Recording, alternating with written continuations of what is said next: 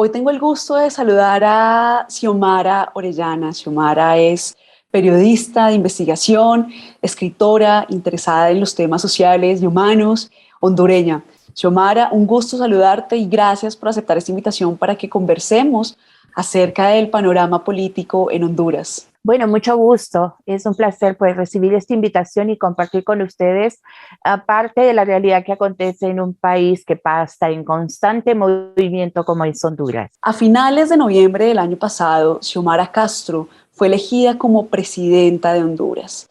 Castro ganó las elecciones presidenciales con un 51,12% de los votos. Es la primera mujer en ocupar este cargo en este país centroamericano. Castro, que había sido primera dama, pues es la esposa del expresidente Manuel Zelaya, tomó posesión el 27 de enero de este año. Estas han sido las elecciones más votadas en Honduras. En su discurso de posesión, Xiomara Castro escribió al país como una tragedia nacional, sobre todo al referirse a la economía, pues como ella misma señaló, y aquí abro comillas, recibí un país en bancarrota. La izquierda de la región celebra la llegada de Castro a la presidencia de Honduras, y es que recordemos que por 12 años consecutivos se había impuesto un gobierno conservador.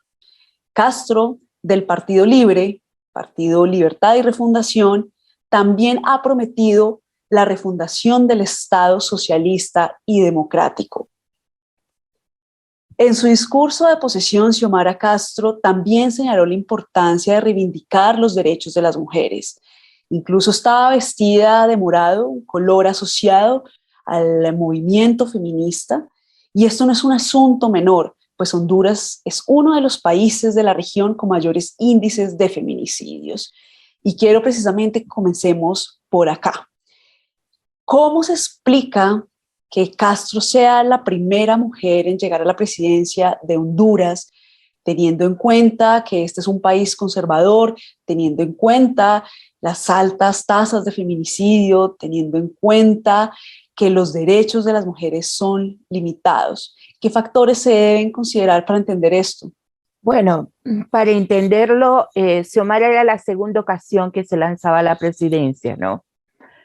¿Y por qué se volvió ella como el centro donde la gente dijo la apuesta es Xiomara? Quiero decirte que no había otra opción. O era Xiomara o era continuar con el Partido Nacional que venía gobernando desde hace 12 años. Entonces, ahí ella recibió votos no solamente de su partido, sino que también de mucha gente de diversos partidos que la vieron como la opción para el cambio. Y esto alentó pues a que la votación fuera masiva, un aspecto que no se miraba durante mucho tiempo, la enorme cantidad de votantes, y reflejaba el deseo en la gente del cambio. Creo que se vio a Xiomara como con esperanza, pese a la sombra aquella de izquierda, a la sombra del socialismo. En ese momento era la única opción del hondureño y por eso se votó. Y ahora estamos pues ante un gobierno dirigido por una mujer que marca una historia, se convirtió en la primera mujer comandante de las Fuerzas Armadas, en fin, va marcando una pauta y los grupos de mujeres, las mujeres hondureñas en sí, esperan que de verdad ella tiene un mes de gobernar, pero esperan que de verdad ella cumpla con esas 22 promesas que hizo el día que tomó posesión del país y que incluye muchos aspectos de inclusión de la mujer. Días previos a su posesión, Castro ya enfrentaba una crisis política en el Congreso, crisis relacionada con la elección de la junta directiva de esta institución, evento que terminó en golpes y empujones y con dos directivas del Congreso. Con este Congreso dividido, ¿qué le espera al gobierno? Y acá quisiera plantear una pregunta adicional y asociada. ¿Cuál es la agenda legislativa? Había desde antes de que se conformara el nuevo Congreso Nacional un acuerdo cuando se hizo la alianza entre Xiomara Castro y Salvador Narrala, que era del Partido Salvador de Honduras. Y desde ahí se había acordado que uno de los poderes que el Partido Salvador de Honduras iba a coordinar o manejar era el poder legislativo. Entonces, desde diciembre se estaba claro que debía haber un consenso dentro de los diputados del Partido Libertad y Refundación Libre, que representa a Xiomara Castro, con los del Partido Salvador de Honduras, para que el 25 de enero o desde el 21 de enero que venían ya los cabildeos, se consensuara que el presidente fuera el nominado por Salvador Narrala, que en este caso era Luis Redondo. El asunto es que se llegó a la primera reunión preparatoria para elegir la junta directiva y lo sorprendente fue que había una agenda oculta del mismo Partido Libre para proponer a Jorge Cálix como presidente del Congreso Nacional. Y lo más sorprendente era que el apoyo de ese candidato radicaba en 40 diputados del Partido Nacional de Honduras. Esto a la gente le impactó, porque solo asociarse el Partido Libertad y Refundación con el Partido Nacional era sinónimo de que venía lo mismo para ese poder del Estado. Y esto no gustó. Entonces empezaron las trifulcas. Luis Redondo salió que él era ganador, sumando creo que votos de algunos suplentes del Partido Libre. Y lo sorprendente es que el mismo día, en dos lugares distintos, uno en un lugar fuera de la ciudad de Tegucigalpa y otros en el Congreso Nacional, toman posesión. Teníamos dos juntas directivas, algo inédito en este país. Y empezó aquello de la legitimidad o no. Incluso eso se vio el mismo día de la toma de posesión de la presidenta Xiomara Castro, cuando por tradición siempre es el presidente del Congreso Nacional quien juramenta y impone la banda a la presidenta. Y ese día, pues, tuvo que llegar una juez como alternativa dentro de la ley hondureña para hacer este proceso, porque si Xiomara aceptaba la juramentación de Luis Redondo, que es el presidente del Congreso, había una también ilegalidad que podía afectarle a ella su mandato, ¿no? Entonces se optó por algo neutral.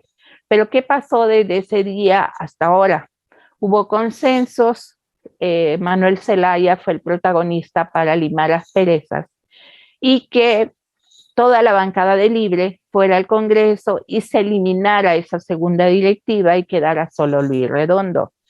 Pero es interesante porque en las reuniones legislativas que se han dado, ese grupo llama presidente de facto a Luis Redondo. O sea, las rencillas siempre están presentes. ¿Y qué vemos los hondureños que estamos fuera de esa Cámara Legislativa? Bueno, vemos con recelo lo que está ocurriendo ahí, qué tanta legalidad está teniendo eso que se está aprobando constantemente. Y surgen muchas dudas, se han ya derogado leyes, se han aprobado otras, se ha creado un pacto de impunidad que ya está beneficiando incluso a exfuncionarios de Mel Zelaya que estaban en el exilio. Y entonces hay muchas dudas, o sea, lo que menos tenemos es certeza y lo que menos está presente es la legalidad. ¿Qué fin va a tener esto? No lo sabemos. Hay muchos analistas en el país que predicen que a futuro, en un futuro no sé de cuánto tiempo, pueda instaurarse en el país la tan ansiada Asamblea Constituyente que promovía Manuel Zelaya en su tiempo. Entonces esto es de seguir esperando y de seguir el vaivén de sobresaltos que caracteriza este país en Honduras, que cada día tiene una nueva novedad. Entonces así vamos sin tanta seguridad en lo que pasa en el Congreso y bueno, confiando que al final se den acciones en pro del pueblo hondureño que está cansado de ver acciones que en nada han venido contribuyendo al desarrollo del país. Más del 70% de los hondureños viven en la pobreza, de estos casi la mitad en pobreza extrema. Hay una elevada tasa de homicidios, casi 40 por cada 100.000 habitantes, y también hay una corrupción imperante asociada con el narcotráfico. El narcotráfico también está presente incluso en las altas esferas del poder. Juan Orlando Hernández, el recién expresidente, fue detenido en Tegucigalpa y solicitado en extradición por Estados Unidos por narcotráfico y delitos relacionados con arma de fuego.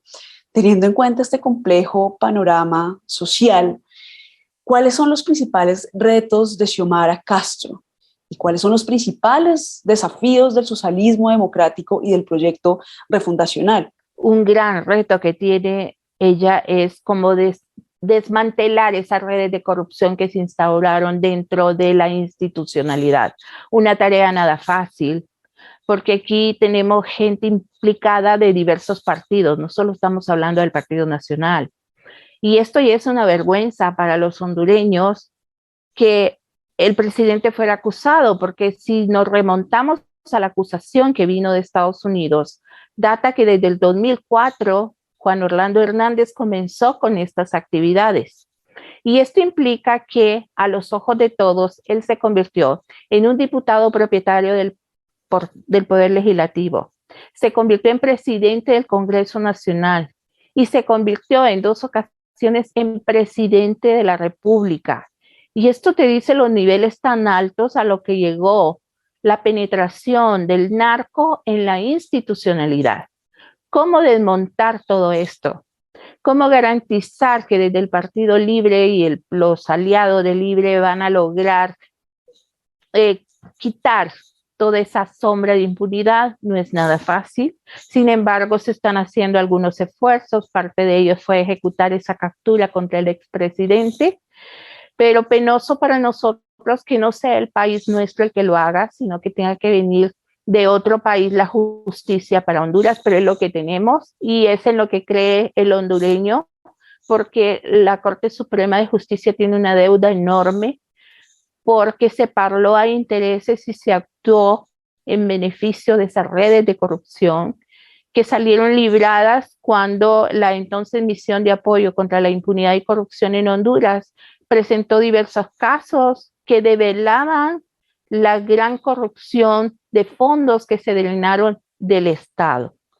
¿Y qué pasa? Que Xiomara no la tiene fácil.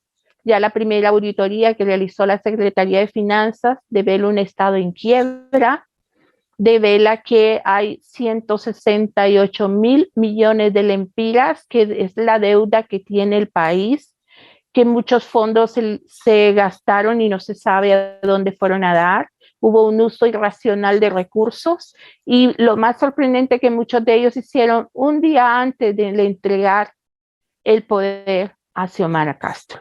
Entonces hay un montón de reclamos, una necesidad de empleo imperante, una situación económica difícil para el día a día del hondureño, que se la ve duro para conseguir el pan de cada día, y una exigencia de respuestas. Entonces estamos en un escenario bien complejo con una alta migración, que sabemos que Honduras desde el 2018 impulsó las caravanas migratorias y que es algo que no se ha detenido, que continúa y se suma a los miles de migrantes que vienen de varios países y que vemos desfilar por las fronteras nuestras de Venezuela, Ecuador, África, Haití, Cuba. En fin, me canso de decirte tanto porque la verdad es que ni nosotros sabemos cómo vamos a salir de esta. O sea, es un panorama complejo, duro, y sin ayuda internacional yo difícilmente veo que el país por sí solo pueda salir. Por último, quiero que cerremos esta conversación con una pregunta acerca de la política internacional. América Latina no es un terreno ajeno frente a la guerra en Ucrania y tampoco es un terreno ajeno frente a los intereses geopolíticos de Rusia y de sus aliados como China. ¿Quiénes serán los grandes socios de Honduras bajo la presidencia de Xiomara Castro? Honduras, creo que como nunca desde el despegue del gobierno de Xiomara Castro se ha visto un apoyo fuerte de Estados Unidos al país. La presencia de Kamala Harris en la toma de posesión de Xiomara ya te daba la pauta de cómo el gobierno quiere estar acompañando a Xiomara. Y esto es clave, porque si analizas el contexto de Centroamérica y específicamente del Triángulo Norte, solo Honduras le va quedando a Estados Unidos en esa dinámica. El Salvador pues ya ha mostrado pues su cierto resquemor contra esa relación americana, y Guatemala por ende por todos los hechos de corrupción que han venido dándose, que han alejado un poco a Estados Unidos de ese país. Entonces Honduras es un punto estratégico y que de ninguna manera creo que Estados Unidos está dispuesto a perderlo. Recordemos que en Nicaragua hay una base de Rusia instalada, una base militar, Entonces se le van cerrando espacios a Estados Unidos y a toda costa yo te aseguro que este es uno de los países que va a atender y que de hecho hace una semana mandaron incluso a la jefa del Comando Sur a una reunión acá en Honduras y eso te dice que el desfile de altos funcionarios que están llegando de Norteamérica te da la pauta de que Estados Unidos va a estar ahí, presente, siguiendo los pasos para evitar la penetración rusa o la penetración socialista o la penetración china, qué sé yo. Pero no solo es Estados Unidos, también estamos viendo una participación alta de Taiwán que sigue con su afán de apoyo, la comunidad europea también que sigue apostando. Entonces, estamos como pendientes de cómo se va a dirimir la ayuda, porque también ellos están vigilantes de los manejos que se puedan dar de los recursos ante el pasado que nos aplasta con esa corrupción abismal que se ha venido generando. Nosotros estamos confiando en eso y que el tema migratorio debe ser de especial atención, porque con la encrucijada que dejó Trump con esos convenios para el trato migratorio, lo que ha hecho es como reforzar las medidas drásticas militaristas en las fronteras y esto ha generado un caos, convirtiendo, por ejemplo, a Tapachula, en el estado de Chiapas, en la cárcel migratoria, donde se afloran muchos violaciones a los derechos humanos. Y preocupa porque la gente cuando ve y va, por ejemplo, que no hay empleo, lo primero que dice, me voy. Y entonces Guatemala, México se han vuelto como las colonias de hondureños, de migrantes que se han instalado. Y debe de haber una atención y debe de haber una respuesta más humanitaria y un trabajo de más apoyo al país para evitar que se siga yendo la gente. Porque es triste que en lo que va este año, imagínate que van más de 3.500 menores no acompañados que ya han sido retenidos en la ruta desde enero hasta esta fecha. Nuevamente, muchas gracias por tu tiempo, gracias por presentarnos como en tan poco tiempo partes de este complejo panorama, no solo político, sino también humanitario y social. Recibe un saludo desde Bogotá.